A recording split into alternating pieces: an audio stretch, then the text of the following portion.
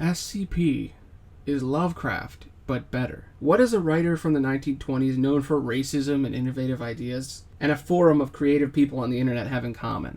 They both have created something magical. Only one of them is better. In my travels on the internet, I've heard stories of SCPs, of some sort of reports that are like creepypastas. I never really thought about it until I listened to a few SCP-based podcasts. Now I'm obsessed. I love these things. I've seen streams of people playing some of the games, and I understood the basics. A group of streamers that some people call the RPers have made a lot of streams in the last few years, and it was enough to pull me in. But now I can say I think SCP is better than Lovecraft. A while back in college, a long time ago, I heard about Lovecraft. I'd seen references to his stuff before, enjoyed things that were inspired by them, but I didn't know much about him or even had read any of the stories. Eventually, enamored by the idea of cosmic horror and the old ones, I downloaded a PDF with all of his works in order. I tried to read them at work or in my free time, and I don't read all that often. In fact, I find it kind of painful and mind-numbing. Why should I read when I can listen to someone read it? I've tried so many times to read Lovecraft, and every time I find it so boring.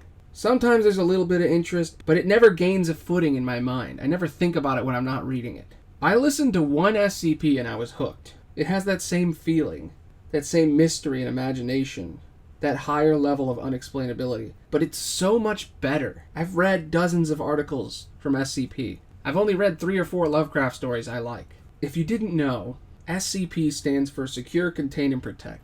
It's a series of articles online that together create an entire expansive universe, written by dozens and dozens of people on the internet and submitted to a community that accepts or denies them. If a story is downvoted enough, it will be immediately deleted from the wiki. And it's a good thing, because it encourages people to write better. It only has the highest quality of stories and tends to be fairly stable in its continuity. It has a loose canon that is very well designed to allow for creative ideas and storytelling that can contradict and disrupt each other, but still make sense in the reader's mind, and the reader can pick and choose what they believe in from the stories. Each article consists of instructions and descriptions of unexplained objects, entities, locations, or phenomenon that defy natural laws, known as anomalies.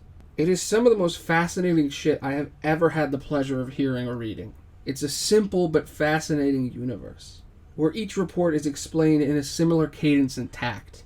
It feels like anyone with just a moderate level of skill can jump in and add to this universe if they practice enough. It's another embodiment of the collective zeitgeist. It's a fantastic universe that combines all elements of creativity together. It reminds me of the deep lore of Dungeons & Dragons and similar role-playing universes, but it has a genre I would never have seen presented like this before. I highly recommend it, and if you haven't taken the plunge into this vast universe, do it! There are 6,000 SCP reports and 2,000 tales. It makes the universe I've been creating in my spare time look like nothing. I love it. Creating any place that you can escape to is a valid endeavor. The idea that a collective universe exists online simply because of some wiki posts is amazing and exciting. I'm only talking about this because I am so excited to how many more movies, shows, games, and videos have been and will be inspired by this. I really think that SCP is the modern equivalent to Lovecraft, and I'm so happy we have another universe separated from an individual creator. I'm Aloney. Thanks for listening. Bye.